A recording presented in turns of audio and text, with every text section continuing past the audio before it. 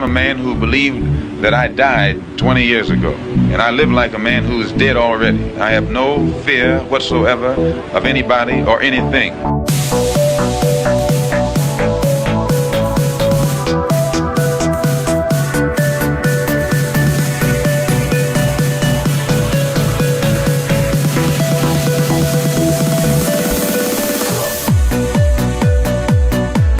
Gary Webb. I am an investigative journalist, and in 1996 I wrote a series of stories entitled Dark Alliance, which was about CIA involvement in drug trafficking.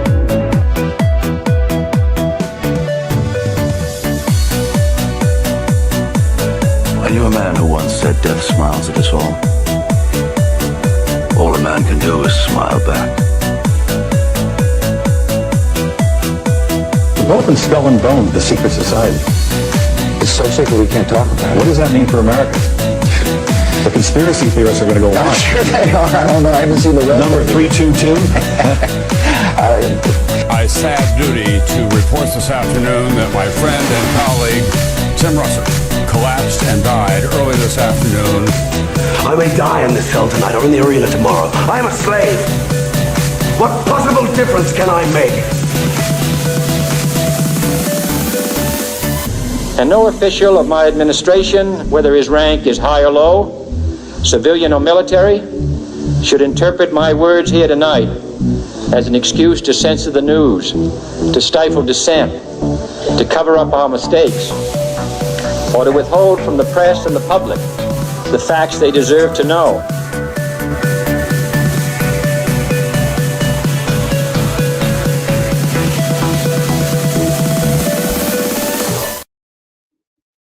What the fuck is up? Welcome to another Already Dead, your favorite weekly parapolitical variety call-in show, live stream, whatever. You know, we talk to you guys, second half of the show. I do want to apologize real quick. I don't know. I'm assuming I was trying to mess around with the Rumble before we started because I was trying to figure out how to set up so the comments show up on my StreamYard, and I think I figured it out, but I think in the process I accidentally fucked up the stream. So there's no Rumble stream. Sorry, guys.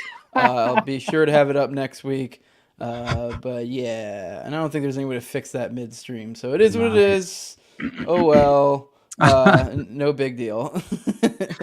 I was wondering what that was. 1 second. Were you trying to talk back there? We don't have the setup. Were you trying to talk? Is it my fault? No, I don't think it. I mean, there's no way you got into my Rumble. Well, maybe you did get in the StreamYard. Did you go in the StreamYard and click around with stuff? Because you do have... No. Okay. No. I don't know. I'm starting to think maybe you did. All I did was open that API link. All I did was type in that link. That's all I did. Maybe that did something, but I was trying to help you. You asked me to help. No, it's all good. It's all good. I forgot you were linked into my StreamYard, so like you maybe between me or you, one of us was tinkering with it, and I think I could have easily just hit backspace when I was in there or something and messed up the link. Guys, next week whatever. we'll have it where the Rumble can see the comments from Rumble. It'll be connected, so we'll have it fixed. Sorry about that. Yeah. It's all good, but yeah, appreciate it, bud. But yeah, all right, we'll kicking you out. We have Namrok with us today. Name so nice, said it twice. And yeah, pleasure having a buddy with us. We have a wild show. Jesus, everything fell out of the sky. Basically, honestly, yeah. It is actually, yeah. It's about time. Yeah. I mean, it only makes sense to have you on, dude. Especially coming off the heels of what do we have? We have beeper bombs in Israel, right? We have another assassination attempt, allegedly. And then of course we have the Diddy sex scandal, which that was the other thing. Didn't we talk about Diddy last week? I forget if there was some piece of news to do with him last week. I remember. I guess swore we did, but I don't remember it specifically. You know what? I know what it was actually. We brought up Kendrick so that kind of roughly ties into that. I think that's what it was. And then we Super brought Bowl halftime. Yeah, we brought Diddy back up, and now we got Diddy, dude. The timing might work out. When the fuck is the Super Bowl? I don't even like. It's February. Usually, it's like the first week of February. I think most of the time. Oh, okay, well we got a while then. All right. So most of the time, I'm pretty sure. Yeah, it's around my birthday, I think. Yeah. Anyway. Well, it's a pleasure having you here, Namrok. Thank you for having me. I don't know if you want to introduce yourself to the people. I mean, we've talked about the show plenty of times. The meme lord. Yes, meme lord. Yeah, I guess. Got a new show though. Yeah, I would. I guess first of all, I run a meme account that does okay, and I am through that. I guess I keep making friends with you people like you guys, and now I'm getting invited on the show. So here we are. I figure I stink up recorded shows. Why not a live stream? Yeah, wow, dude. I think you it's the confidence. The confidence will come. You have plenty to say. You were recently on God, what's the name of that show? It's called Conspiracy Pilled. Yeah, which I don't know much about them. I only really know, and I'm not trying to get you in hot water or anything or to comment. I only know that the only time I really ever see them online is the chick, and it's always some like really blue-pilled Zionist bullshit, and so. And I never engage because I just don't care. I'm not going to argue with a woman. Like, yeah, I've never really interacted with Abby. Mostly the dude PJ who hosts it, and she fights online. Yeah, I mean, I'm not trying to get you to say anything disparaging. That's all I know of them, and I was surprised. They actually have a pretty damn big channel, so I don't fucking know. He seems cool. I don't know. I didn't. She wasn't on that show, so I don't really. She could be great. I don't fucking know. Maybe she just likes to rage bait online. Well, she's connected to the Daily Wire people somehow. Yeah. So I don't know. I don't know what that means as far as to their interconnected network of small hats. Yeah. Oh no. I don't know if she worked directly for Daily Wire or if she is friendly with people who work for Daily Wire. But I do know that they had that Daily Wire made that basketball movie they had a basketball movie come out over the summer, like this comedy about men playing women's basketball. Yeah. I know which one you're talking about. I don't remember what it's called. And she was an extra in that movie because, just through being friends with their network somehow. And yeah, I don't know, she seems all right, but she's really into Israel. Yeah, big fan. I mean, whatever. I mean, I don't know. I don't know how informed that opinion is. It just strikes me as odd when you're a conspiracy show. I'm like, really? Like, yeah. Like, don't question historical narratives, but let's talk about conspiracies. Yeah, that's right. She was fighting about the martyr World War II shit. Yeah. Yeah. Oh man. But I don't know. Whatever. I don't know. I tend to dip out when people are fighting online. Yeah, especially when you can tell they're not coming from a place of being informed. Because I even saw it a couple of her threads where she was bitching. It was like, well, I've seen a lot of people say, and you're like, oh, you don't know what the fuck you're talking about. You just saw James Lindsay and a few other fucking people you seem to defer logic to and go, he thinks that's bad. Dude, the James Lindsay thing has been a real disappointment lately. Yeah, because I've liked him for a while. I think he's a really good translator for the commie gobbledygook. But when he gets his panties in a twist about something, man, he goes. How do I put this? He's kind of just been. I've never really been honestly that impressed. He strikes me has always struck me kind of similar to like Jordan Peterson, in that like I don't know if you ever. I used to listen to him a lot. And he'd said some smart stuff to say, but he would always say things in such a almost borderline pretentious, overly complicated, gobbledygook kind of way that made him sound far more intelligent and esoteric than it really was. Where most things, if you just boil his point down, it was like you could have said that in a way less mystical sounding sentence, and it has this air of like mystique to it. And I feel like Lindsay kind of does the same sophist type bullshit. They are both from academia. Yeah. Yeah, they're both academics, exactly. And that's Lindsay got famous by doing the fake academic paper. So I mean, that language just is probably just so ingrained in his mind that that's just how he talks. Yeah, right. I mean, I don't know. I personally am not a fan of it. I'm more of a bro science kind of guy. I might, yeah, down and dirty. But I don't know. What are you guys' thoughts on this newest dude? This dude, what was it? Is it Brandon Routh? I know something Routh, I think, is the guy who's supposed to Ryan Routh. Ryan Routh. Double R. Okay. Yeah. Wasn't Brandon Routh the guy who played Superman? I think so. Yeah. There you go. That's where I was mixing up with. But yeah, Ryan Routh, dude's from, I guess, was supposedly from Hawaii. He somehow ends up in, what was it, Mar-a-Lago. And I guess he had been chilling. They were able to tell from his cell phone data for at least 12 hours prior in that area, kind of just chilling out. He had some sort of I believe this was an AK style type firearm, which I mean just a rifle, a sporting rifle of some sort probably. I guess the serial number was worn off, which I do want to say I've seen some people theorize about how you would even go about doing that. It was in Florida. Private sales are completely legal in Florida, so he could have gone onto something like Arms List, which is essentially just like the Craigslist of guns, and met up with somebody and bought a gun, and then filed off. And I don't know how he took off the serial number, but he took it off. Could have took it off some way on his own. So I mean, it's a little weird to come all the way from Hawaii, then acquire the gun down here. When in reality, let's be real, he probably got it from his handler. But you can't. A lot of people were jumping to some sort of like. I felt like some people were just like making more of the gun thing than it should have, because it's like it's Florida, dude. You can just fucking find some Yahoo on Arms List and meet up day of, and swap money, swap guns, fucking see ya, bud. No paperwork, no nothing. So I haven't seen how long he was in Florida before he was picked up. I think that's the I don't know. question I'm most concerned with. I don't imagine it's all that difficult to file a serial number. I mean, because I've never tried it, but a few minutes with a Dremel tool. I'm sure you could. So it doesn't seem too complicated for someone to do on their own without having to have a handler or somebody. Right. But, well, he's been bouncing all over the globe recruiting for the Ukraine war.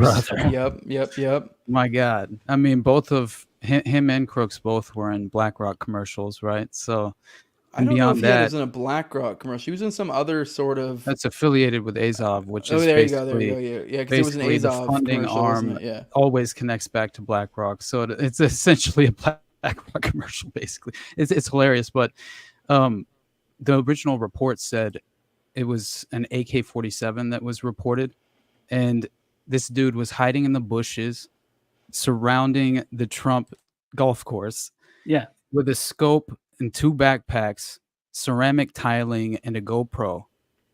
And so he was using the ceramic bricks in his bag as sort of a shield as he was going to set up his shot. So I can't find where shots were fired other than the Secret Service agent. And am I wrong on that? No, everything I've seen is that they spotted him before he got a shot off, because I guess Trump never got after they fired shots. That's Trump never got close enough for him to shoot. Was it propped up? I haven't read. I don't remember if that detail, if it was propped up. I don't know. I haven't read that part. He took a second to carefully prop up before running away. That's hilarious. If that's true, if we do find photos of it perfectly just like set up and then someone just bailed, I don't know. I guess it's theoretically possible that that's just legit, but I don't know. Yeah, all we have is the picture from a witness, right, of the suspect's car as he pulled away or pulled over and taken into custody or something like that. And that was the car that was originally reported. But yeah, no, I don't know, man. It feels super strange to me, especially when like he seems to have beyond his clear intelligence connections. Like to me, it's like if you're recruiting for Azov and you're on a college campus, have you seen those videos of him trying to recruit? Yeah. What the fuck? To me, like you're more than likely you're an intelligence asset. You're probably an intelligence criminal asset, because I wouldn't assume he's some sort of operative of any kind. I think he's just, when the time comes, they'll hang him out to dry as they do most criminal assets. It's like, that's kind of my just like instinctual knee-jerk reaction to it all, mainly because of like, did you see that William Ramsey posted a thread, and I like absolutely loved it because it was right. By the way, he's our next guest coming on in a couple of weeks. So for real, he'll be on the 1st, I believe. Yep. But and if anybody hasn't yet, check out that OTS episode. He sent me the link and told me I could do whatever I wanted, so I published it. And yeah, it was fun, but there's a lot more I would like to talk about. But anyway, either way, I think it's. Go ahead, bud. Well, did you see the shit about his record? Well, apparently he has an extensive criminal record. Yeah, he has all these criminal convictions, but he never served time in prison. Like that already, I'm very skeptical of. It's like some sort of unspecified WMD. It's like Roger Moore selling fucking explosives and oopsies. Dude. I know. It's like, how many times can we see this shit? It's the exact same. The big thing everyone focused in on is, I guess, one of the charges was what, for like a WMD, essentially, a weapon of mass destruction. But then I heard someone say that it was just like, I don't know if it was a legalistic thing in the way it was listed, but it was actually just for like a normal like AR or something like that. Okay. Which I don't know. I would never refer to an AR as that, but I guess theoretically you can do a lot of damage with it. Right. I mean, they do try to compound a charge as much as they can. So I don't know. Either way, do glows, and it's to say the least. Oh yeah. Yeah, he wrote a whole fucking book. And I have half a mind to like want to get a book because it just feels like it'd be botted out. Like you'd read through it and be like, there's no like conscious mind that's working this through, or if there is, it's one with a very, very much has an agenda. Like it's not an actual piece of literature. No, like, and even when he talks, he sounds like Kamala Harris, where everything he says is just some kind of recycled bullshit. Oh, you read some of the book? No, like when he in his interviews, like that Newsweek Romania interview. Yeah. Mm-hmm. It's just he put everything from MSNBC into a blender, and it just kind of like comes out of his mouth in a semi-coherent sentence. Yeah, it's like sounds like James Lindsay attributing everything to communism is basically what it sounds like. It's that kind of, I mean, I'm kind of somewhat joking, but also somewhat being serious. It is that language. It's just like, just kind of, playing on some buzzwords and shit like that. Right. But this is more of an emotional game that he would do. But yeah, it was very much like political speech type nonsense. You have a good point there.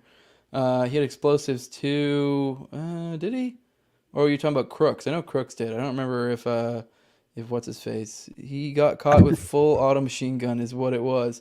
What? Well, I don't know if that's legit. I don't remember seeing that. It's numerous felony charges. All right, for stolen goods from 97 to 2010. He's referring to the WMD charge, I think, is because it was a fully automatic. I guess because he said it was I think automatic. That's the one that they actually referred to as the weapon of mass destruction, because it was in 2003, and he was convicted of apparently consolidated charges, including hit and run, carrying a concealed weapon, resisting an officer, and possessing a weapon of mass destruction. And allegedly he's 36 at this time, and had his license had previously been revoked, was pulled over during a traffic stop, but put his hand on a firearm and drove away to a store where he barricaded himself for 3 hours. Like, but here's the thing that I have a problem with. His history, dude. You read into this shit. They say that he voted for Trump in 2016, and he is basically, been just completely disillusioned by the process, and that included his support for Trump, who he says you didn't follow through with any of your campaign promises. And there's a tweet that he had that's now since long been deleted or whatever, where he's making the statement that he voted for Trump, and he's basically in this tweet saying that, you've lost my support and go fuck yourself, and I can't wait till you're gone type of situation, but not with like any sort of aggression or hostility of any sort of violence that he was like, alluding to or anything like that. But I still think it's interesting, because for me, when you research any of and my mind goes directly to Patsy always. That's just my I'll be honest. That's my bias, right? I'm going to instantly go try and find the threads of the Patsy narrative. But I will say that the main reason being that I 100% believe that we need to really grasp the fact that for generations of human history, all right, they've been hypnotizing people, okay? And I think that MK Ultra is much, much older than we're aware of. And once I'm done with my solo piece, you'll get what I'm saying a little bit more. I don't want to get into it and get off on a tangent, but I'm just saying, like, I believe that mind control maybe has played a much more pivotal role in human history, and especially large manufactured events, especially some international conflicts, right, that include the entire world, right? It's like, I don't know. Oh, you went to town in World War II. I got it. You don't say no more. Brother, there's like a Jewish psychiatrist that could have potentially mind controlled, psychologically programmed Hitler at Tavistock. And potentially Stalin. I'm not fucking with you. Like, it is the most insane thread that I've ever tugged on in my life. And at this point, I'm seriously considering the fact that I am potentially under the impression that Hitler was just sort of this, manufactured, programmed entity that was, sent to carry out the bidding of, right, this dude. His mom is allegedly a Sabbatean Frankist, and maybe his birth was a ritual. It's fucking insane.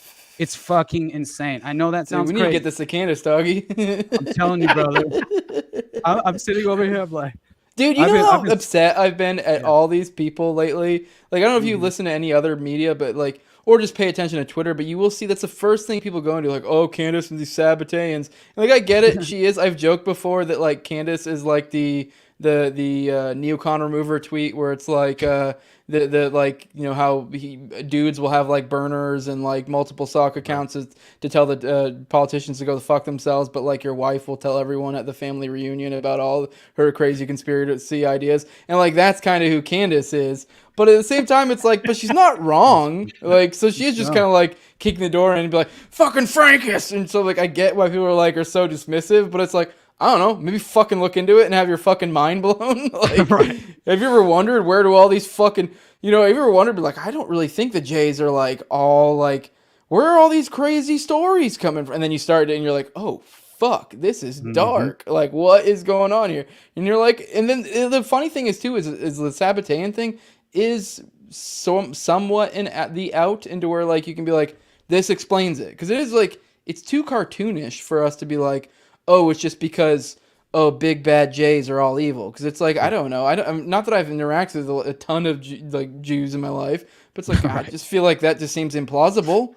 Like, I don't know. They can't just, like, all, it was like, maybe there are certain factions that have given them this rap over time, and this is why. So, I don't know. Yeah. Not to go, I don't know how familiar you are with Sabbateans, Namrok, so I don't need to go. No, not you're at probably all, like, what really. the fuck is this dude going on? Crazy. It's a crazy wormhole. Just a little bit. Mostly because all the hubbub with Daryl Cooper, I started his long ass Fear and Loathing in Jerusalem recently. Dude, I think I'm on episode 4. Sabbateans do not come up in there. I'll just go ahead. No, I figured. But even the stuff he does kind of talk about that seems to be normie history is, there was a lot of conspiracies happening just to get Jerusalem off the ground. Mm-hmm. There was a lot of backroom deals. There was a lot of lies, and a lot of the propagandists would go around saying, yes, all these rumors are true. We are all powerful. Yeah. We do control all the money. That's why you need to back us on Israel. Otherwise, we'll ruin your economies. Yeah. Jesus. Pretty wild shit. And they're a bunch of just like fucking, most of them were like just atheists too. So it's like, it's this whole shell game of like, what are you even talking about when you're talking about Israel, Jews, this, that? And you're like, these were a bunch of like fucking atheist Europeans that were like, this is our fucking land. Like, and like, like what? Like, like I don't know. It's just ridiculous on its face. But I don't know. I'm not trying to go down that wormhole. I guess we got a little bit sidetracked. Where were we at? What were we talking about? Yeah, my bad. Yeah. We were talking about World War II. How fucking Hitler was probably a Sabbatean. Well, yeah. That's what I took it to. but we were initially talking about Trump the assassination. Trump assassination attempt. Yeah. And somehow I took it back to mind control and Hitler, but it's okay. Well, it's I think go ahead. Weird bud. how you start looking into some goofy conspiracy and you think it's not really going to amount to much more than just an interesting story. Mm-hmm. And then you end up getting connected to like dead kids and God knows whatever else. My God, man, was it like, I honestly, man, like this, it's hilarious how much, this new project that I've been working on, it was a clear attempt to pivot away from the darkness. Right. And like, so I'm not focusing on the Holocaust and I'm not focusing on, wartime strategy necessarily. I'm beyond that. I don't think it exists. Right. No, but it's just like, just kidding, guys. That's a joke. To be clear, in case this gets chopped up later. But all right, go on. No, man, it's never. I don't know like when we're going to come to the conclusion like it's never the story we've been told, right? And like that, we just need to maintain an open mind, be willing to change our conclusions, right? And which, yeah, clearly have some sort of, you know, some sort of working knowledge of what's happening and consistently try and introduce new details to your concept. But I'm just saying, like, if you're honestly looking at all of this and you dig down through the layers of details, yeah, you come to find that the story is much more driven by some sort of underlying ideological motivation and inspiration that has clearly interdimensional chomos. Yeah. Sorry. Yeah. Like, well, did you guys watch any of that show I did with Conspiracy Pilled? Yes. Yeah. I was interested. Okay. I haven't watched the movie, and now I want to. But So yeah, it started with a simple coincidence of the same guy wrote 2 movies about alluding to adrenochrome, and then just I start digging into the guy's career and history, and his first couple of movies they wrote are with a guy from Argentina whose uncle, his first uncle, his mom's oldest brother, was apparently the spiritual advisor to young Jesuit priests who would go on to become the Pope. The first movie they wrote together is about a guy falling in love with and basically assuming the identity of an Operation Condor CIA mercenary. And then the movie he writes after that is basically a rewrite of the movie set in Argentina, but it's like a little toned down. And then it just kind of went from there. And then with the alien drug dealer movie, the drug is named after a child actress who was brutally murdered. Jesus Christ, dude. Like 2 years before the movie came out. Mm-hmm. So wasn't that's what I wasn't it? Well, real quick, real quick. That sounds like a ritual, dude. Wasn't the timeline, if I recall correctly, the timeline is the kid was still alive during production, but it would have died. Maybe I'm wrong. I swore you guys came to that conclusion, like looking at the timeline. So it was like weird. It was almost as if like they either knew or part of it, because like the timeline of when, like that would have already probably been the vernacular they were using before she died. Essentially, is what it seems like. Well, maybe I'm wrong. Maybe I'm recalling something that wasn't there. I could have swore you guys the timeline. Yeah. You're like that was the timeline. It was like. Basically around when it went out was around when she died, basically. So it was almost too soon and on the nose to be anything other, and it may have almost been borderline predictive, if not implying they knew they were in on it. See, that's the weird thing is there's no way of knowing, but it's such a weird coincidence. So the girl was murdered in 1988. The movie comes out in 1990. So, just with a normal production timeline, you have to assume that the movie is at least in production around the time that this little girl is murdered. And they chose to name their adrenochrome-like drug Barcy. Mm-hmm. And if you Google the word Barcy, Barsi, the top result is this child. And all of the reports are about how she was murdered by her father, and then he set the house on fire and committed suicide. Oh my God! But she wasn't burned. Like there's autopsies photos available of where she was shot, and she's not burned at all. So even that is super suspicious, because a murder, suicide, and a fire is a really great way to cover up something else. But that's a little that's reaching a little bit, but that is kind of how they do things. Yeah. Oh yeah. I mean, who was it we brought up on this show? What was God, I forget. There was some play. I feel like we brought this up on Already Dead before, which it was like connected into the Red Hand, like Gladio stuff, like P2. I believe it was like kind of the older stuff. Like there was a guy who made a play, and essentially was these rich, powerful families that essentially did a contract of some sort, like a power type contract. And I think it was essentially like SRA together, essentially offed some kiddo and did some awful things, and that was kind of like their blood pact to kind of solidify some sort of contract between them. And that guy, I believe, then died after too. Damn it, dude. And it was exactly one of those ones where, like, if you understand, God, I wish I could remember. It was in the Eye of the Chicken Hawk, I believe. It was the Eye of the Chicken Hawk. Is that what it's called? Yeah, something like that. That recent book that came out. It's tied into like Gladio and that family. It's not uncommon. You see these things in I don't know. There's definitely the fucking moon landing guy. How did I not think of his name? Stanley Kubrick? Yeah, Kubrick. Obviously Kubrick. There's a lot of Kubrick shit if you follow the symbology and all of his stuff. Like, I don't know. It seems there are people that are connected who do try to get some stuff out. And if you're looking at your guy from this fucking Alien movie, he seems to fit that bill. Some of the shit he's spitting. That, or he's just really, really into parapolitics and likes dropping in fucking little nods. Like, he's really in the know. Well, and he's done a couple things with Brian De Palma, and digging into Brian De Palma's work, he did this movie in the early 70s called Black Blowout. Dahlia. I know he did. Yeah, he did the Black Dahlia. That was really shit adaptation. Yeah, but, dude. I know, right?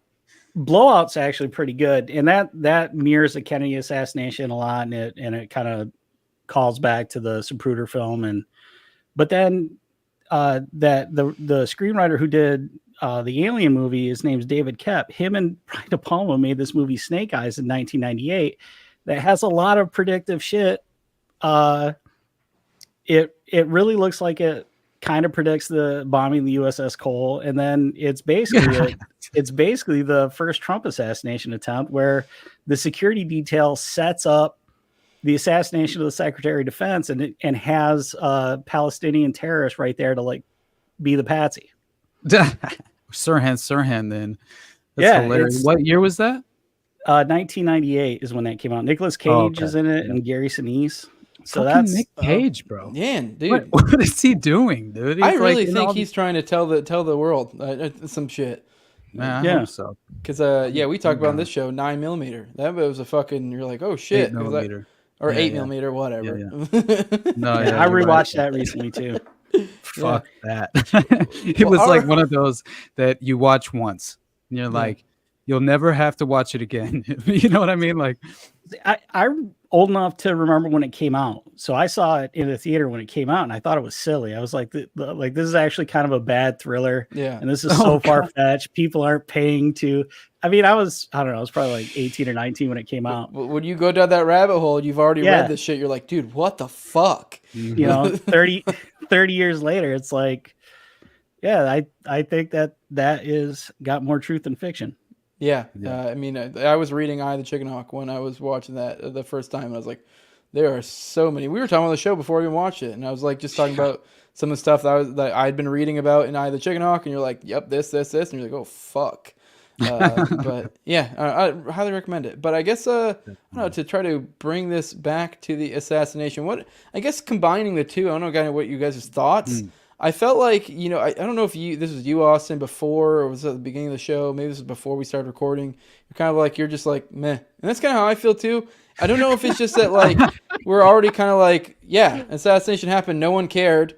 No one's going to really care this time. I mean, I care. I'm like, dude, what the fuck? But also, even from my perspective, like, the first one, I feel like they made us do a little, like, it was almost like we had to work more for it. Whereas, like, this one was like, blop, right in our lap, like, glows, but fucking glow. Whereas the first one, like anyone like us that's perceptive, we saw the glow from the beginning, and then we searched a little bit for more glow to come at us. Whereas like this one, just right jump, just glow, just like straight from the fucking, like there was no subtlety. I'm just like, I don't even really need to dig too deep, because every bit I dig, I'm just like, yeah, I mean, okay, yeah, he was on FBI's radar. Oops, yeah, yep, no shit. Oh no! Oh, he fucking worked. Oh, he was in the Azov commercial. Oh, fucking surprise! Like, did you see the thing about Afghanistan?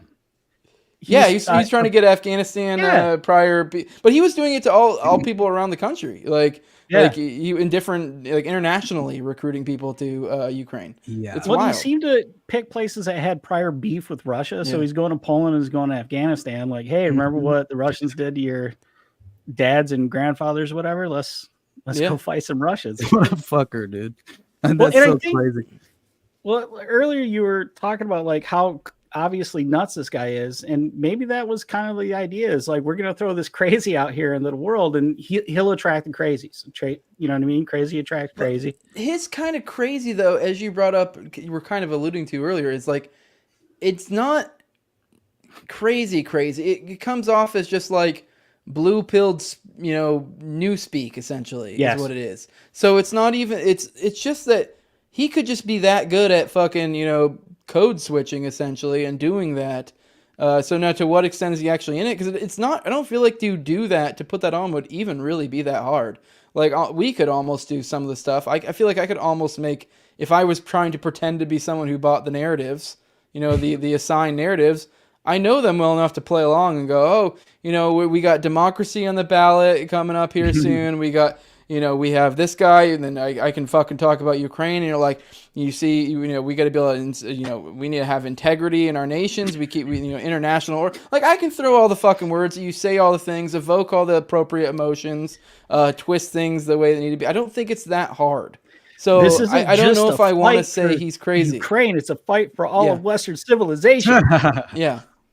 So I don't know. Is he crazy? Is he dying? Like, a lot of people are wanting to jump to like, oh, he believes all this. And to some extent, I think with these people, they do kind of believe it. But although they're obviously like, they're also playing a role. So I don't fucking know. It's hard to tell. He seems like a programmed asset to me. Yeah. Yes.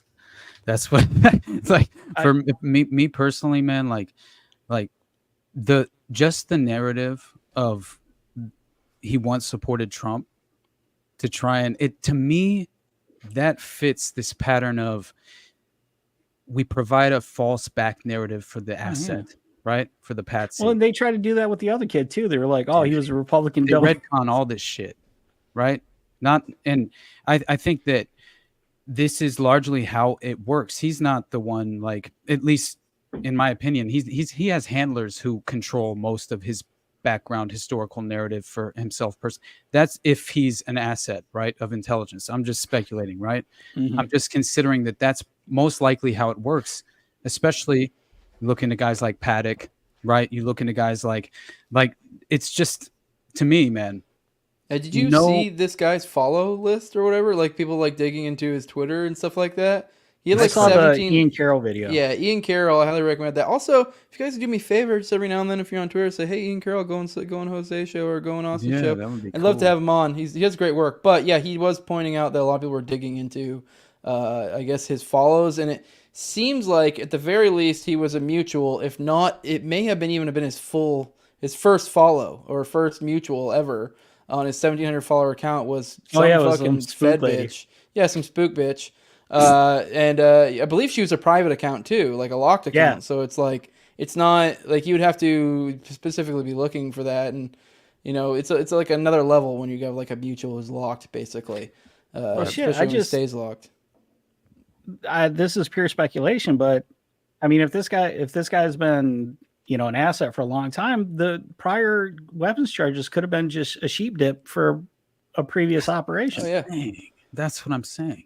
And especially when you read his history, it reads like that's exactly what happened, right? And so that's the main reason that it, again, like you said, it glows like a motherfucker. And when you look at his tweet, right? Like, he had this tweet from 2020 that in that thread that Ramsey posted, William Ramsey. And then I started seeing it a lot of different places. And he tweeted at Trump and said, "While you were my choice in 2016, I and the world hoped that President Trump," and it's rife with, like, there's so many spelling errors in this shit. It's hilarious. I saw that one. The numbers are backwards, dude. It's ridiculous. But I and the world hoped that President Trump would be different and better than the candidate. But we all were greatly disappointed, and it seems you are getting worse and devolving. Are you retarded? I will be glad when you gone. This motherfuckers. And then you have like Lincoln Project shit. Real quick, I did want to address something. Pistolero said, "Do we know that the private account Fed chick didn't follow him first?" We don't know. Get the fuck out of here. We know they were. I believe we know they were mutuals. There were some people who were saying that they think, but the problem is that all this got scrubbed.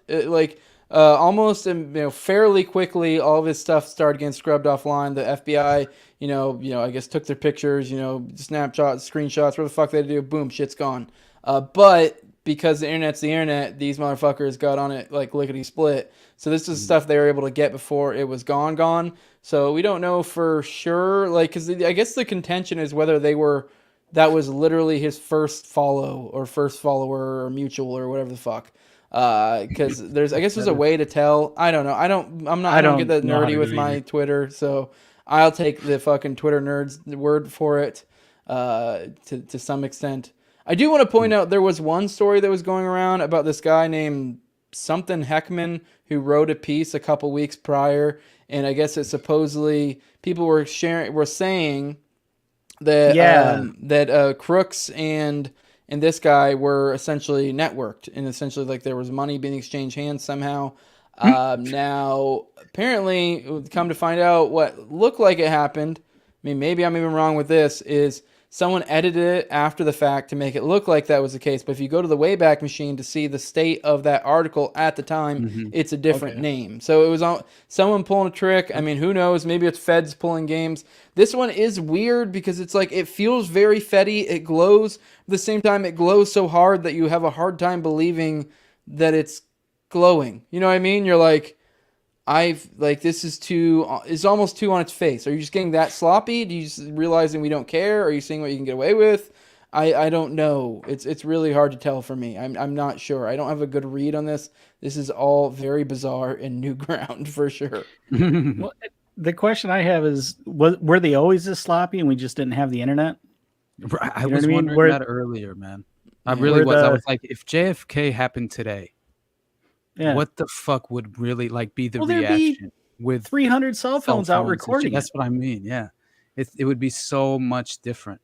And I mean, what I'm worried about is this is like a Lamar Dameron or whatever the fuck that dude's name is thing all over again, sort of, where it's like people like, for example, that fucking article that got shared around, and the fact this glows so hard. If you set you set the narrative so hard, lean into it that it seems so obvious, and you put a few little feelers out there and maybe hope they go down disinformation lane and learn and then that way you can look like, oh, you look so fucking stupid when some sort of truth comes out later that, supposedly it proves you wrong, or they can at least pretend like it does, kind of like how they did things with like Pizzagate. With later they're like, I forget what even the thing became. It became like, well, technically this, and you're like, okay, well, look at. They don't actually have a basement. Yeah, it was something that exactly. That's what it was like. We don't actually have a basement. Yeah. Yeah, the basement isn't at Comet Ping Pong. It's so crazy that and by the way, when I covered Pizzagate, man, that's just one of the most insane stories ever. And I think the reason that it's the one that got pulled from my shows on YouTube was 100% because it implicates an active network to this very day, deeply embedded in Washington, D.C. And I think that those individuals are still well within, the levers of power, right, within reach. And so that makes all the sense in the world. And so when it comes to this story, I kind of saw it as,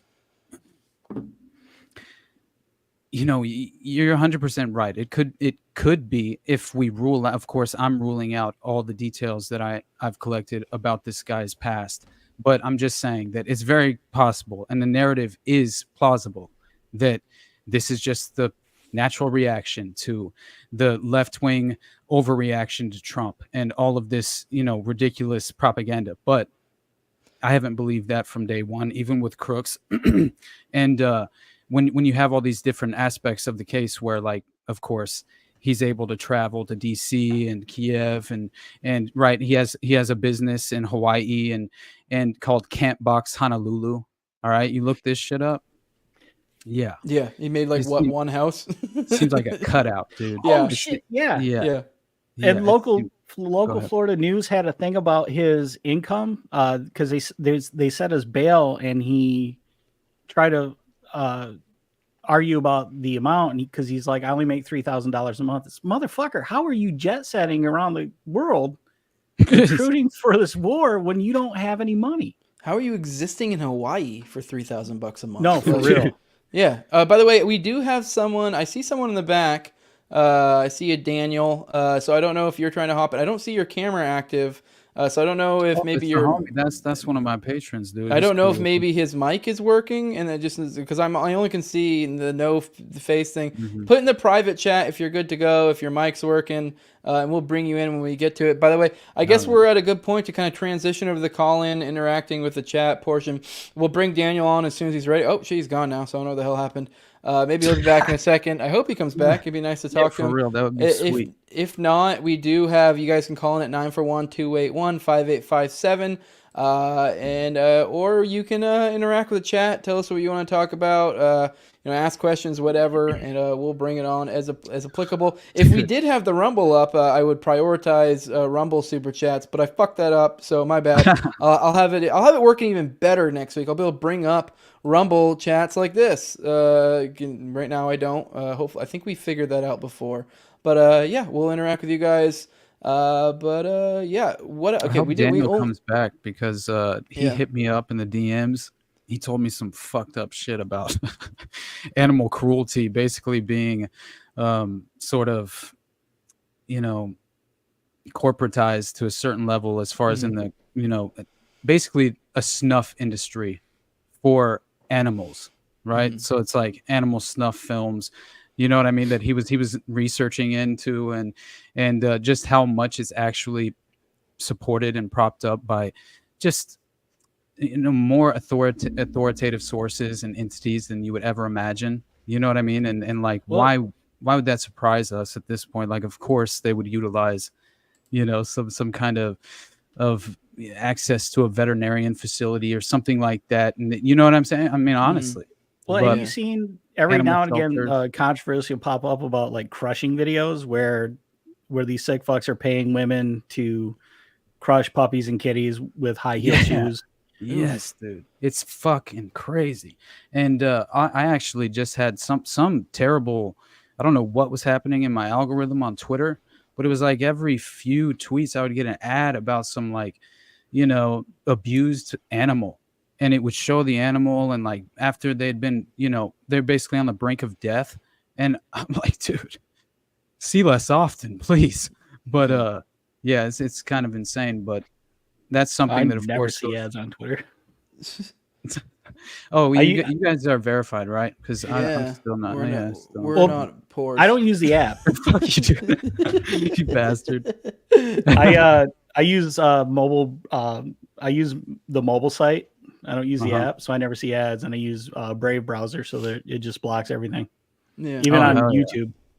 By the way, we got in the chat. Here's something I just learned: the first acquisition, Blackstone, BlackRock, or is Blackstone something else too?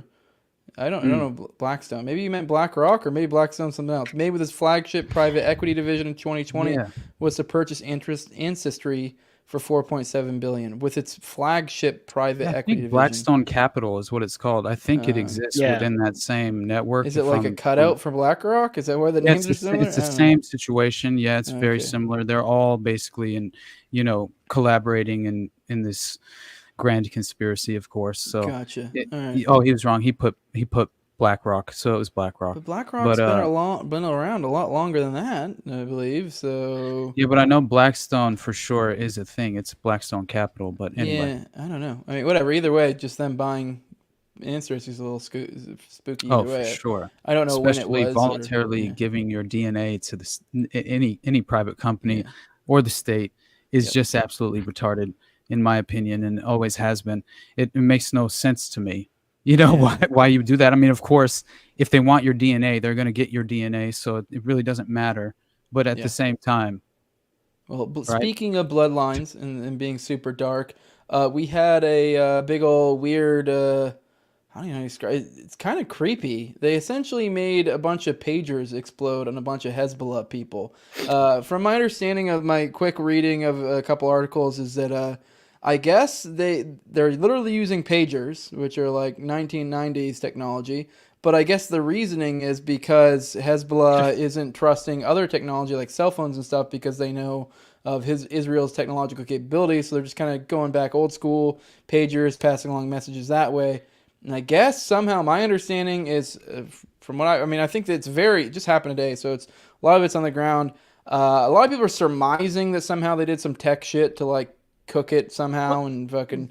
But what I'm hearing or what I've seen is that somehow I guess they got a hold of that batch of pagers and literally installed a little like a fucking Semtech or some shit inside of it, just enough. So they set them off on all roughly about the same time.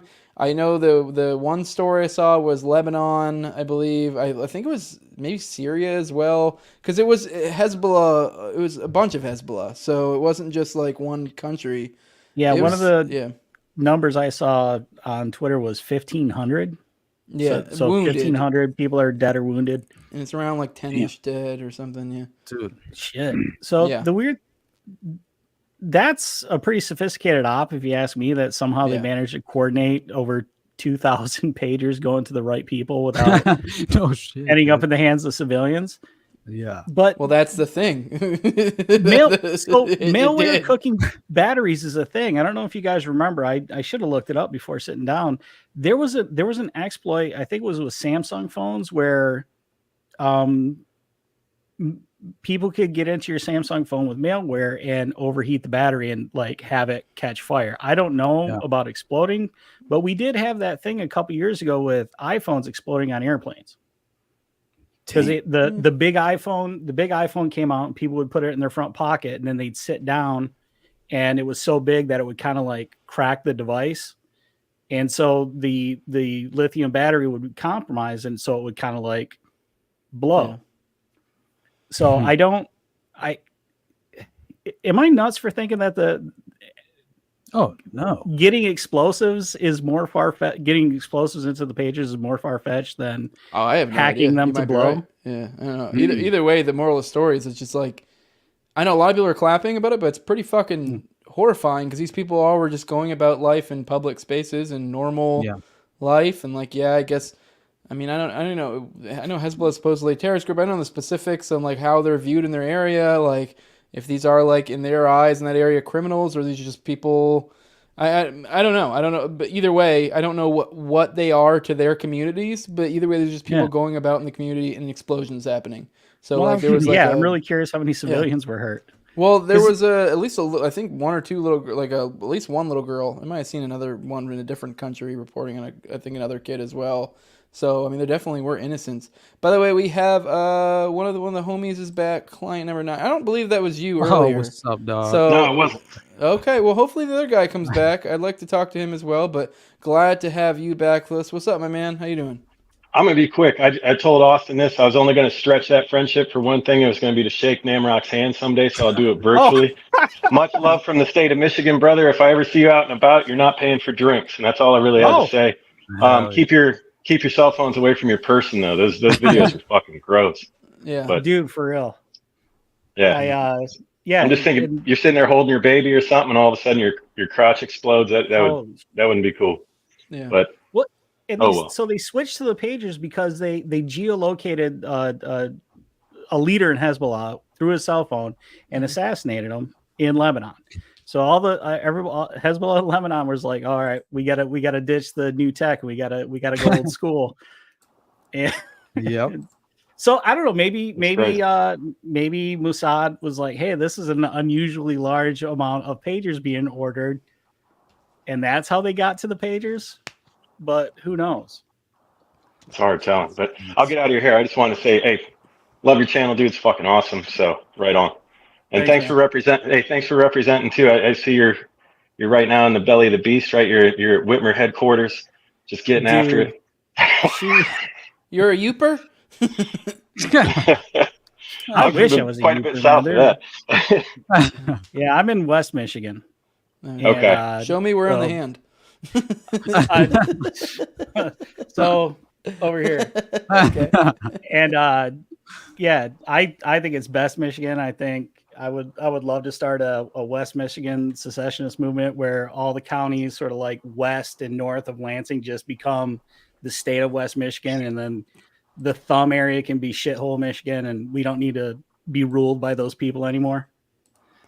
Hey man, true story. They are, and then I'll get out of your hair. They are weird over there. I was traveling.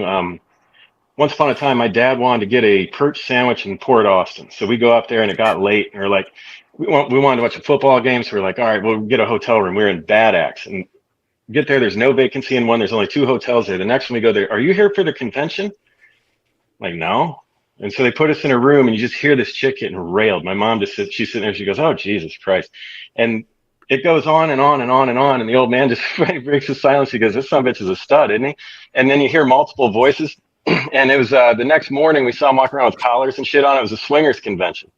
And yeah, when there's nothing to do and there's just dirt and cows, like weird shit goes on. So it's militias and fucking swingers out there. It's all it is. That fucking Fed, the main, I'm blanking on his name, but like, he got kicked off, I believe. He didn't end up being in any of the trials because the guy who was swinging and beat his wife and all that shit. Yeah. The takes his wife to a gangbang, then tries to beat her to death. Yeah. Wow. Unreal. Yeah. So it is a broken republic, but we're still proud of it. So with that, later on, gents, great show. Yeah. Daniel, come back. Yeah, come back, brother. Yeah, I don't know where you went. I was looking forward to it, but so that that's dude's wild. great. He would be a good guest. Yeah, he's awesome. I know he pops in all the time, but he always has good shit to say. Yeah, for sure. Yeah, maybe one of these days. Wild. They're just blowing shit up over there. I guess that it is what it is. What else we got? We got Diddy. Diddy do you know? Now, is there anything new with that, or is it just they went and got him? The indictment. Well, the indictment. Yeah, and then I guess there was a fuckload of lube found in there. I guess coming to find out that the lube, there's over 1,000 bottles of lube. I believe they said they found when this is relevant because I guess in his freak off parties, and I don't remember where I heard this today. So take it with a grain of salt. I guess in the freak-off parties, at one point he had to spend something like $40,000 too, because they destroyed one of their hotel like when they did these parties, all these rich famous people came and did whatever they were doing, likely fucky stuff. And in this, they destroyed one of the hotel rooms, and I guess it was they found there was like liquid or lube that like destroyed a bunch of floors and all sorts. So it's like, what the fuck are these weird fucks doing? Are they just like all getting all lubed up and fucking? Like I don't know what they're doing. That's exactly what they're doing. Which, if you've dug into Diddy and some of the weird shit he apparently was into, like he was like into like, watching his girl get fucked, making her do like in a weird way that she didn't like it, and like I don't know, I could totally see him being the weird kind of motherfucker who gets all fucking lubed up and with a bunch of people and fucks. Like I could like literally like almost like South Park style where they did the one gay orgy to stop the gay aliens in the future. You know what I'm talking about. I see you laughing, Namrok. Yeah, I remember that like one. It's kind of like that. That's but I feel like he would be the kind of he's the type of nigga that would be do that. So yeah.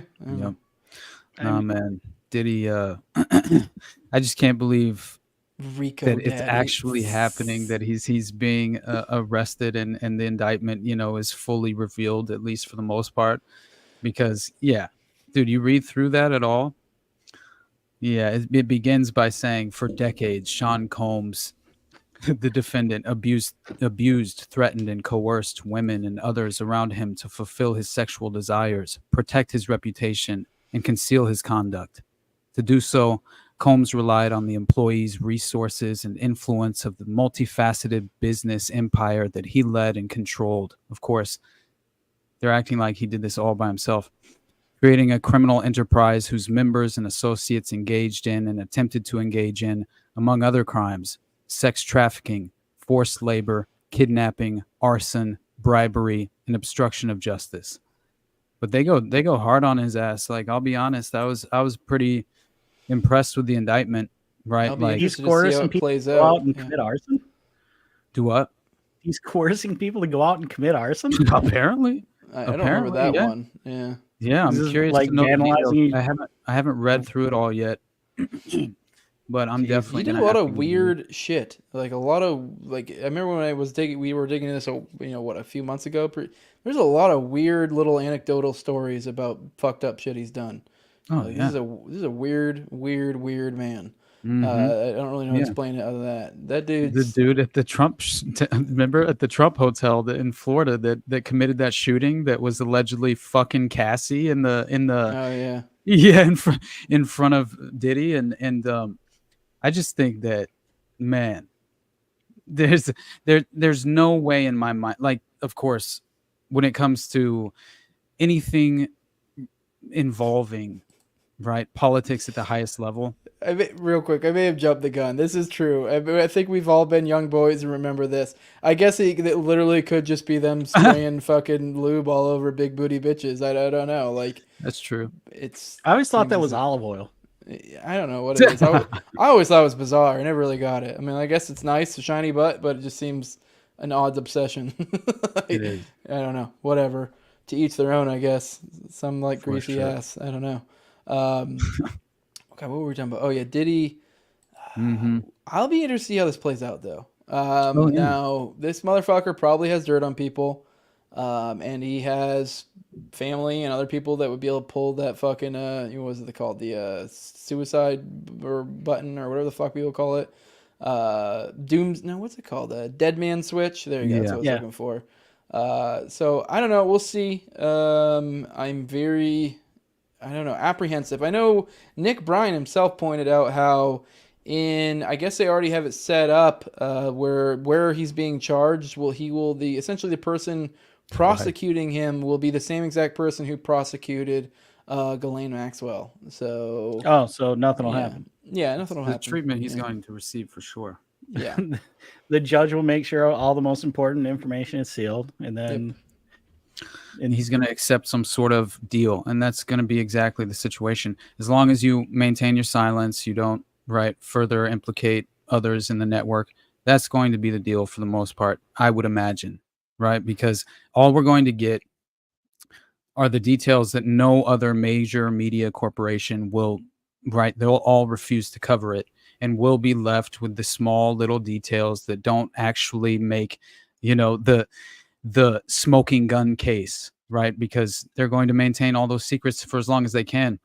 But I don't know. And I'm assuming that we're going to have this trickle down effect of more being exposed in regard to this Diddy network and more people being kind of sacrificed at the altar. It'll happen without a doubt. And I think every time one of these people, one of these middle managers that are, providing some sort of, clearly some sort of intelligence connected sexual blackmail operation, that they're benefiting solely from in many ways, like, it's just, man, it's it's a story that I'm kind of tired of seeing, just replay over and over again, because like I said, he's middle management. This will continue to go on, and what are we going to, I mean, are we going to accept this as far as just one individual being sacrificed and having to do time? It's like we have no choice, so once again, nobody's riding over Jeffrey Epstein, and that's easily the biggest sex crime scandal that I can ever think of happening. Nope. We're just kind of like, oh, okay, we'll move on to Diddy now, and we'll make some jokes and laugh at the names that get leaked of the dudes who got blown out by Diddy, and then it'll just kind of keep going. And the real entities and individuals that control the network, that are in power, they'll just consistently exploit and leverage the information that they have attained through the network and the individuals that they could potentially expose over time. And they'll just leverage and exploit them, I'm sure, because they're all, some sort of, and this is where I'm very kind of, I don't know, I'm almost kind of thinking that you don't achieve a certain level of success and fame without getting visited, like the Chappelle video, where, okay, you've hit that level, you've punctured the bubble, and now you're trying to include yourself. So here are your options. And they come and they sit you down and they have the tough discussion. It's kind of like that old comedy bit, right? Where it's like they show him the JFK video, you know, the the uncensored Zapruder film, right? Bill Hicks. Yeah, exactly. And then you fall into line, and you fall into place, you fall in line, and very much seems like what will take place with Diddy and his network, the same as it did with Epstein. They're just leveraging all of Epstein's clients. Yeah, and they'll continue to rinse and repeat. I mean, why would they not? It's a successful model, right? Like they've continually achieved their aims. So who's going to stop them? Yeah, right. I mean, they control the justice system, man. I mean, when have we not been able to point to that? I will say, this guy, Doctori420, brings up the good point, bro. Nobody knew any of this was going on 5 years ago. Now it's all over the place. These things take time. Everybody was talking about it in the industry, though. Very much like Cosby, right? Like very much like Epstein. People were talking about it for 30 years. Yeah, you know what I mean? It's like, so to me, when did the Mark Dutroux thing happen? The Dutroux thing? Yeah, man. What was the year that blew up? I can't even remember. Early 2000s, right? Yeah, it's got to be when that's when he was actually, you know, the court trials took place. That was contained to like Belgium, though. Like there wasn't like international, like you know, whatever. Right. So I don't know. I think he brings up a good point. Like, yes, there is a little bit of the doomer side of like, oh, this shit is clearly gonna like, there's the fix is gonna be in. It's not gonna be like, yes, we're never gonna really get the full on, like, you know, justice, but I don't know. I think this stuff that I really feel like the dams are cracking. This stuff's coming together. I know what this means. I don't fucking know.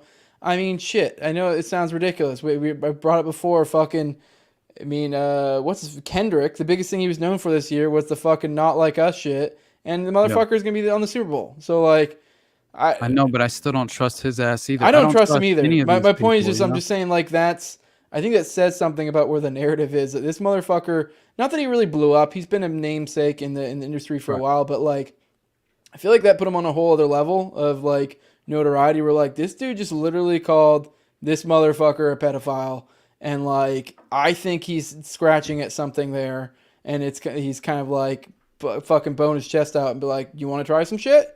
That's kind of where that's the feeling I get from that.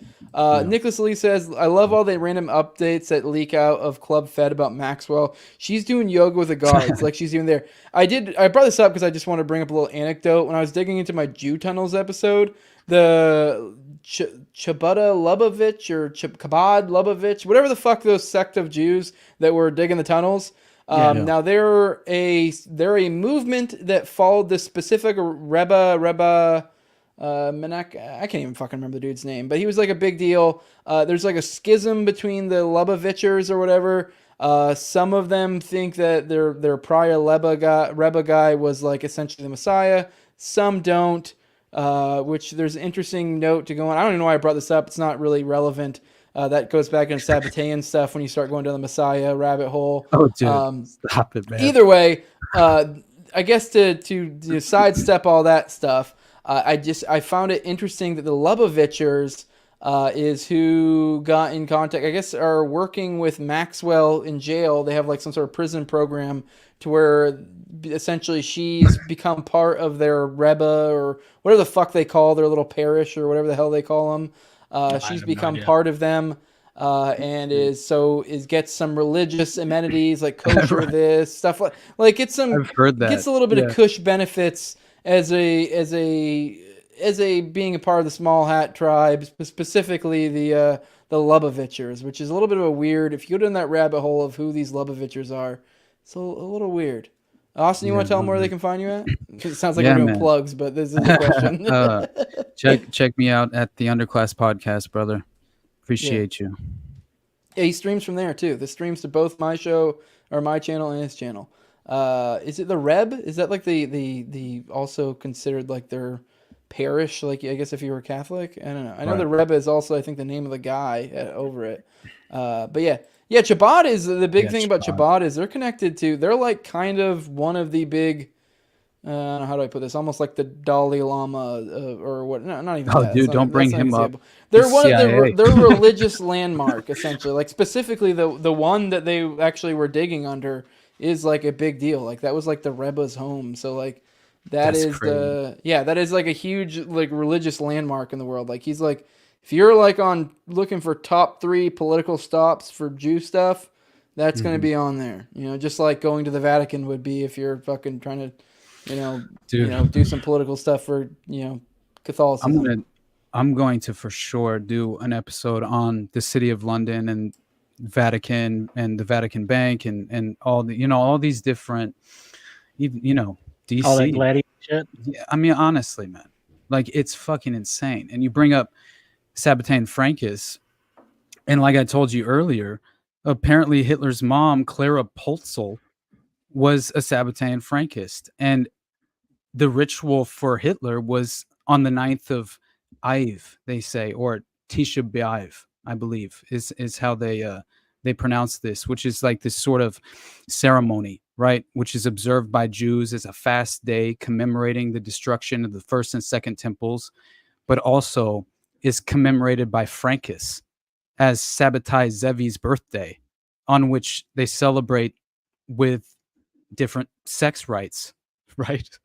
So it gets pretty insane, especially when you kind of pair that with Hitler's DNA and all these other things that all these different theories of and how protective he was of not wanting to give it to the ladies.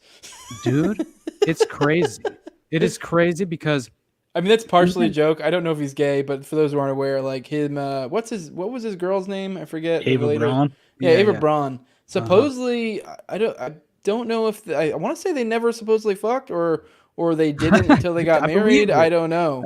Like there were reports of her saying that he just would he said he needed to save himself for the people and blah, blah, my God. I'm telling you right now, he claims to have answered to a voice that he heard in his mind, right? Let me find what he called it, because there's actually a term that he called it. I have it here. Pull it up. Is this before all the math or?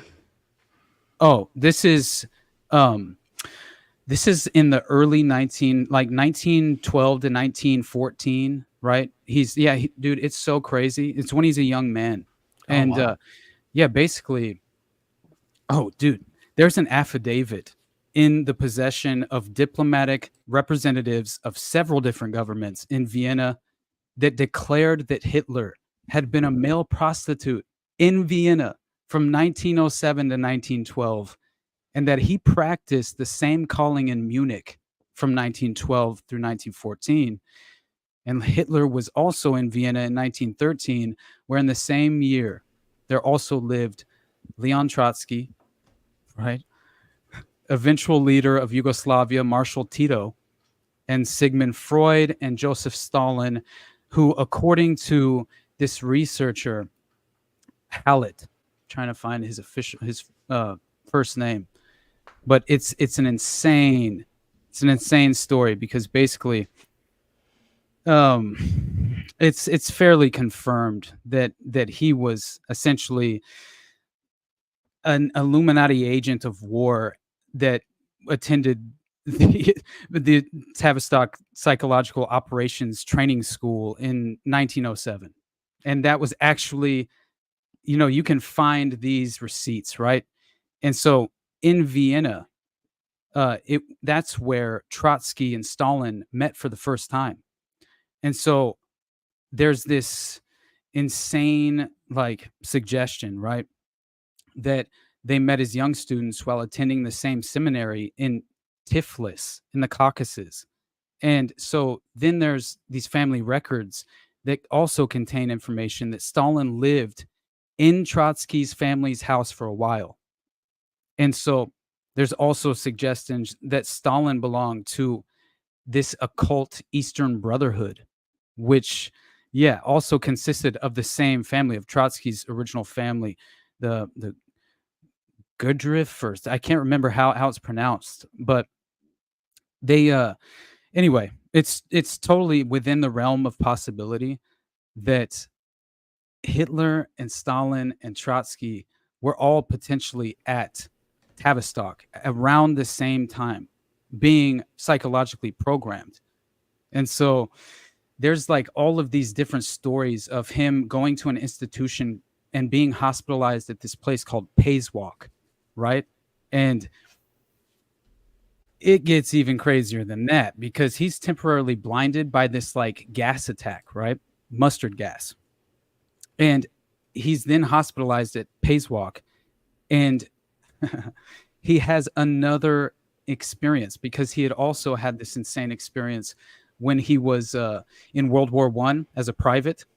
Yeah, allegedly he's eating his meal and he's sitting with like, you know, some other soldiers in his battalion, and they basically, he hears this voice and it tells him to move out of the area, right? And so he walks like, you know, a little ways, and then all of a sudden he tells the story of them all blowing up instantly before he could even sit down, right? So as if this voice saved him, you know? And yeah, it's one of the craziest fucking things that I've ever read in my life, but I'm not at all surprised that we have stories such as this that kind of, you know, kind of offer a much different window into a potential underlying influence that could have, to me, it makes much more sense that Hitler would more than likely be like the actor, and the ideology is largely at play behind him, right? Kind of molding him into position. And that to me makes the most sense, right? So I don't know, but he insisted that this voice was called Providence. And he was basically told that because he experienced all these different visions. It wasn't only when he was in World War I, you know, like, and so, and he called himself, he referenced himself to Jesus Christ all the time. He would compare himself to Jesus Christ. And he even said at this, like, there was like this Christmas party where Hitler basically says that what Christ was unable to finish, Hitler would complete. That's essentially what he says. And so, yeah, I think when he's describing his experience at Payswalk in like all of these different, you know, he kind of describes it in a spiritual way, you know, and so I think that something was happening when we have different narratives that show like a psychiatrist hypnotizing a corporal by the name of AH, blinded during a mustard gas attack and treated by a psychiatrist at Payswalk, right? It's the exact same story. And this corporal is described as a patient with an Austrian accent who has received the Iron Cross and who loves the music of Wagner but hates Jews. And so the psychiatrist sounds pretty specific. Yeah. So the psychiatrist hypnotizes AH and suggests that he must recover his sight in order to lead the German people. Quote, "Perhaps you yourself have the rare power which occurs only occasionally in 1,000 years to work a miracle," the doctor tells AH. "Jesus did it. Muhammad, the saints. You are young. It would be too bad for you to stay blind. You know that Germany needs people who have energy and blind self-confidence."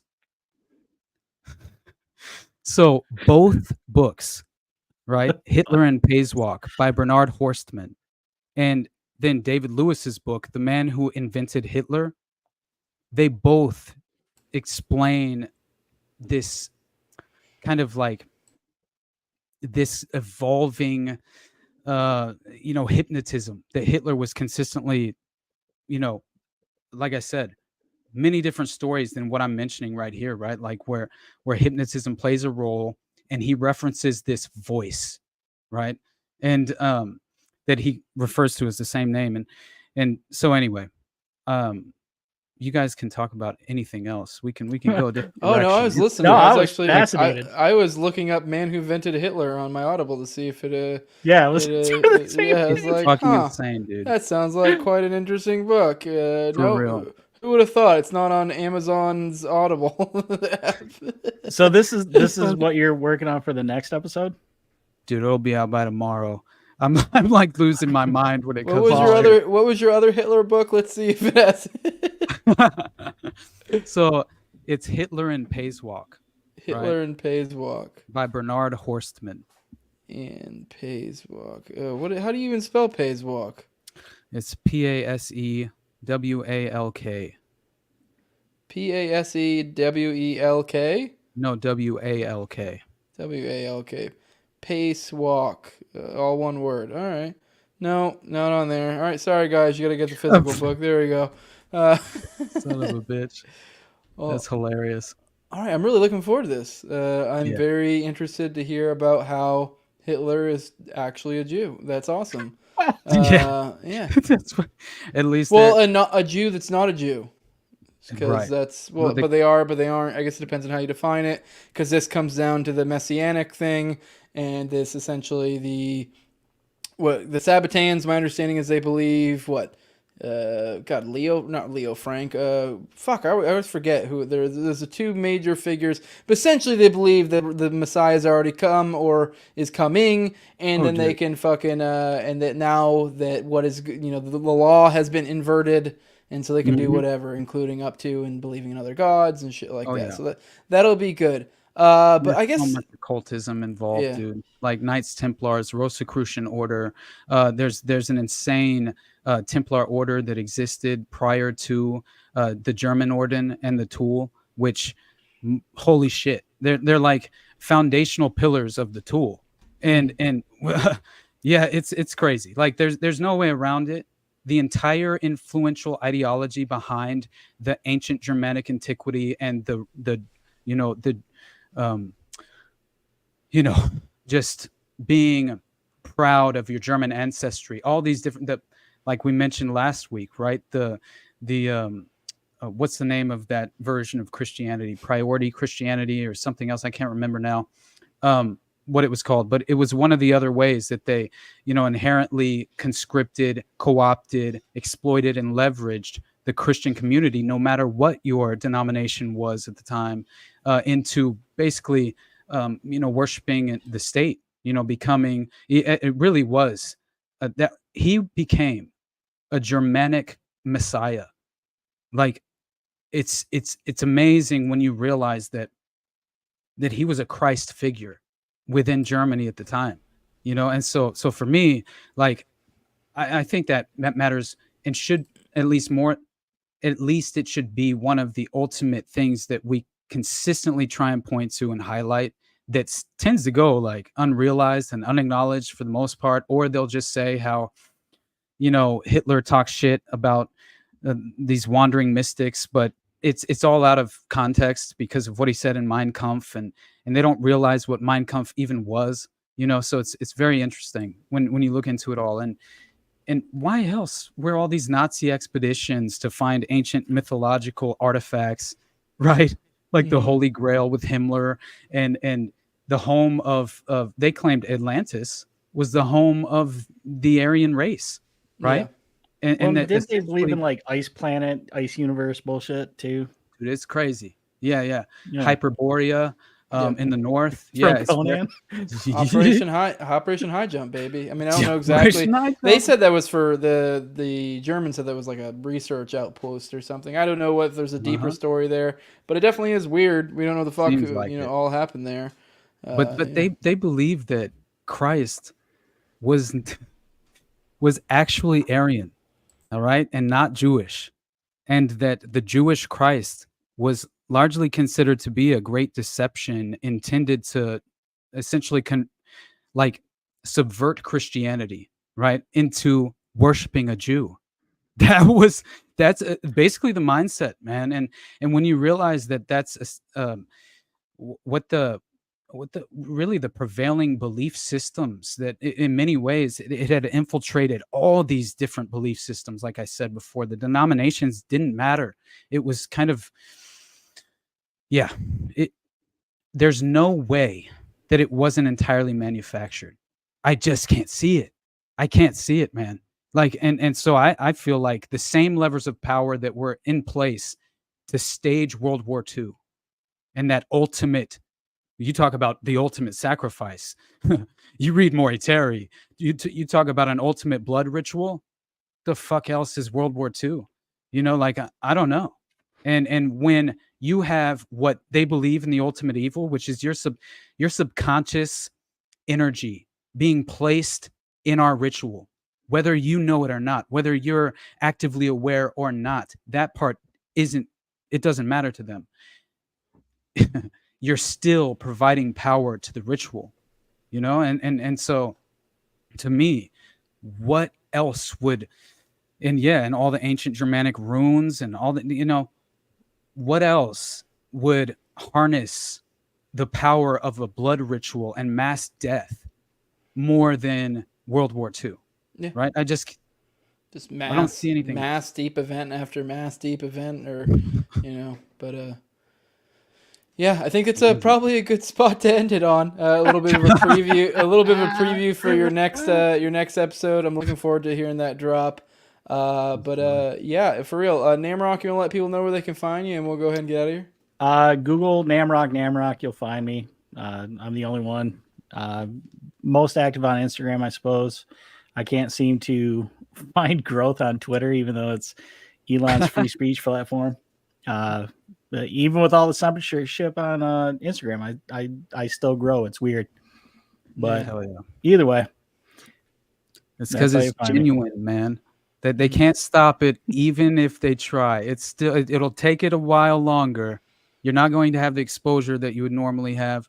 But no, I think that happens to most of us. I also think like meme accounts probably grow better on Instagram than they do on Twitter. I mean, you see a few, but I feel like it's like you see less of them. I don't know. And even then, they do a lot of the stuff where they interact with accounts like they're supposed to and play the game correctly. You know what I mean? Yeah. So I don't know if you do all that. I don't. When I first started kind of getting people's attention and getting into group chats and stuff, people were telling me how I was doing Twitter wrong. I don't want to camp on Twitter waiting for a fucking Jack Basovic tweet that I can slap together a meme for and then grow on. I don't give a shit about that guy. Yeah, exactly. But yeah, so I don't know. I just try to be funny. Try to interact with the people I want to try to interact with the people I like. I love it, man. Well, we appreciate you, brother. So I highly recommend people go check out his stuff. And I would recommend you take up your show.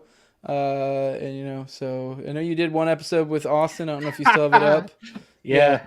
Oh, by the way, that right there is what he brought up is on my Patreon, I give you a chat preference code so that any of my patrons, you get a code. It lets you know. I can know when I see that code because Pew Pew again was it for this one. Too late now, guys. It's basically the end of the episode, so I'm not giving away too much. But he said, all right, you cheap fucks, now go to donate to the Patreon. So he got that perk from the Patreon to where I brought this one up. So where I treat it like a super chat. So yeah, if you want me to do that, donate to the Patreon. You can do that at patreon.com. There's No Way Jose 2020. I guess I'll go ahead and do my plugs real quick since Austin kind of did his earlier anyways. If you want to follow me, you can do it at Twitter at TowerGangJose. If you want to do it monetarily, like I said, just Patreon. I do give a shout out to my Patreon sponsors, which is the highest level every episode. I have my co-host on Tower Gang at Tower Gang Toad, at Abrogate D's, at ZOVERACK, at _Infinite Zeal, then Jacob Daniel of the Biblical Anarchy Podcast, the homie Tim Tuttle, I think I saw him in the chat here earlier, at Jolly on Klebold, then Will Bell, who has this delicious blueberry wine, rabbit eye wine. I believe you can get that online. I highly recommend you go get it. It's good stuff. If you like the alcohol, I've been laying off alcohol these days. But yeah, I appreciate those guys. Appreciate them supporting me. Make sure you like, share, subscribe, comment, all that good stuff. Boost us up in the algos. We don't do all the stuff we're supposed to do so far as like, not saying no words and like or bleeping out when we say kill. Or pedophile or whatever, but so help us fight the algo from our laziness to not want to fight the algo. So yeah, I don't know. I just don't really like the idea of trying too hard to fight it. I will a little bit. You guys hear me, the schmandy schmucks, and sometimes I'm like, all right, this is a Rumble episode, right. But yeah, I just really don't want to get in the bad habit of self-censoring. You know what I mean? Like it just feels gay. It gives it terrible taste in my mouth. Like I fucking tastes like hate it, tastes like just pull the dick out of my mouth. Oh Jesus. Yeah. That's hilarious. Well, I will say, Namrok, nothing but love for you, brother. Like I'm glad you came on. Honestly, you're one of my favorite follows, but also you've been, one of my original supporters, and I can't thank you enough for how much you've just helped in just me personally with my mentality behind what I'm doing. It helps to have anybody reach out and say something kind, but you've done much more than that. Like, you've actually attempted to really help support me and kind of spread my message occasionally. And I can't thank you enough, dude. Like, I really can't. It means the world to me. And I'll come on your show anytime, dude. And as long as I'm not trying to drop a freaking solo episode. As we mentioned earlier, I don't know if we really expounded on it, but this show is Namrok's brainchild, because he literally, I believe, he hit me and Austin up in DMs. You guys should do like a regular show. And I was like, yeah, you're right. Well, you know, as someone who's consumes a lot of conspiracy content, when you guys would just get off topic and ramble about whatever bullshit, kind of like loosely connected to the topic, I was like, oh, this is fun. Yeah, this is great. Yeah. This would be a show that I not that the topical stuff is bad, but like I was like, I would love this. Yeah, no, it's good. Yeah. You were right. I appreciate it. But with that, I guess we're going to get out of here. Guys, like, share, subscribe, comment, all the good stuff. It'll be up on Rumble here soon for my side of things. I'll try to get up on the audio stuff. Austin's usually quicker on the uptake if you like the audio. So, yeah, definitely check him out on Spotify, on the Underclass. It'll probably be up there if you're wanting this for audio quickly. But with that, we are out of here. Bye-bye.